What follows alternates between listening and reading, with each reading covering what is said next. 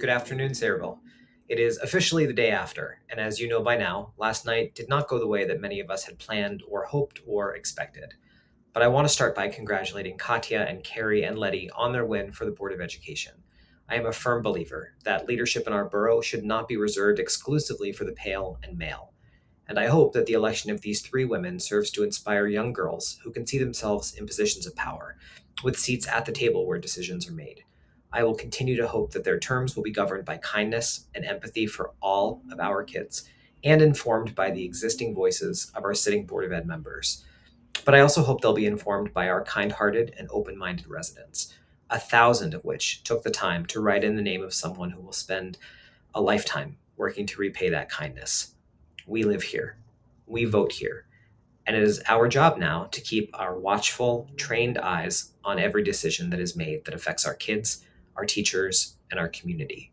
We will hold people accountable every step of the way. To Anthony Esposito, I want to say thank you. Thank you for helping me understand the role of a board member by the way that you chose to carry out your duties on that dais. You led and you listened, and you challenged your fellow board members to do more. I am proud of the work you've done, and I'm proud to have had your support. We've come a long way since we ran against one another in 2021, and I'm sorry we couldn't get you on the board for another term. I know many folks are. Now, some folks benefited from great ballot placement, and I firmly believe that ballot placement is the only reason you're not coming back for another term. Thank you, sir, for your service. Now, to those who voted for me, who supported me, who took the time to email or to message online, or who knocked on doors or called family and friends to work on the spelling of my name, I am sorry. I am sorry that I didn't decide to run officially on the ballot and asked you to lift such a heavy load in the name of community. I am so grateful for your kindness and your generosity and for showing each other the very best of what Sayreville is about. Now, I know that the stakes of this board election felt really big, and that for some of our younger supporters and students, today might be a hard day for you. But I want to promise you this: I will never stop advocating for you. I will never, ever stop listening to you. And I will never stop using whatever platform I have to tell people about what you need. You belong here. We all belong here. So please hear me when I say this. If you cared about the ideas in our campaign, if you were inspired by the little engine that could nature of a self funded, unendorsed, community led campaign, consider running for office. There are only 363 days until our next general election in Sayreville. Using our voices, we can be heard, and it won't matter who you love or who you pray to or what you look like. 1,000 voices is hard to ignore, but to be heard, you have to use the one voice that you've got. Now, this campaign was all about rallying together. Last night, Sayreville residents voted to send a Democrat and a Republican to the Borough Council, restoring a bit more bipartisanship than we've had. Last night, Sayreville residents voted by a 2-to-1 margin overwhelmingly to save our historic firehouse in Town Hall. Congratulations to my friends on the Preservation Committee of the Sayreville Historical Society for a win that cannot be ignored. Now we will watch and see what happens to the firehouse, a community together.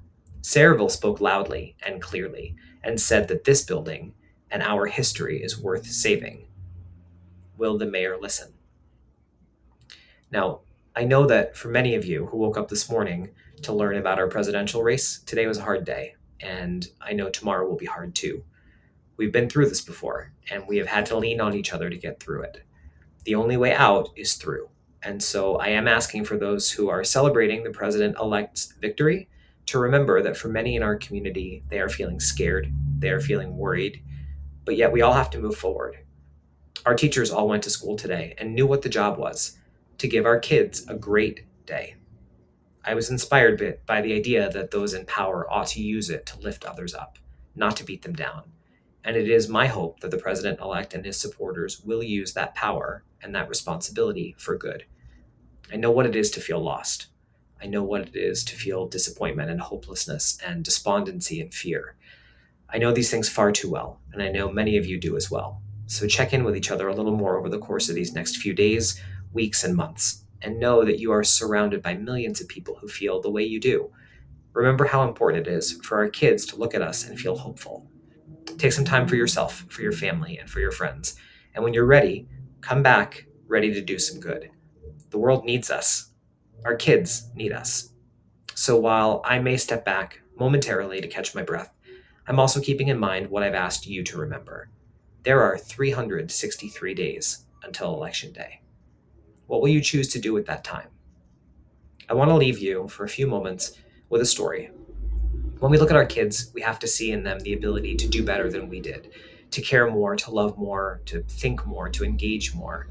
Last night, before votes started coming in, my son Gabe came out of his playroom and wanted to read something that he had written. I didn't know what it was. My husband didn't know what it was, but Gabe was determined to have us listen. I don't often share videos of him in settings like this, but I am so grateful for the little blonde boy who will turn 9 years old this weekend, and I believe, like he does, that his message should be heard. So I'll leave you, Sayreville, by allowing Gabe to give you this closing message with the gratitude of Gabe's dad for the ways that you reminded me why we choose this place to be our home, why we choose this place to push ourselves to dream bigger and love more fully, and listen to the people walking through the world at our side. Let's keep going together. I'll see you soon. If I was president, I would say, I'm here to say we will be a good nation. We will build buildings we need to build. We will fight for what's right. We will fight for our nation, and we will do what's right. And most importantly, have fun. Now, some of you might be asking, how am I going to help?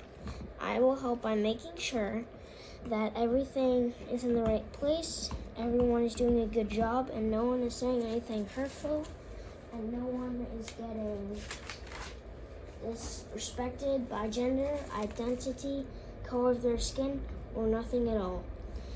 Laws. Number 1, the number of houses is dependent on how many people are in the server. 2, help with something. 3, no disrespecting others. 4, you'll get crimes for number 1, killing someone. Number 2, stealing. Number 3, taking someone's property, and more. And number 5, have fun.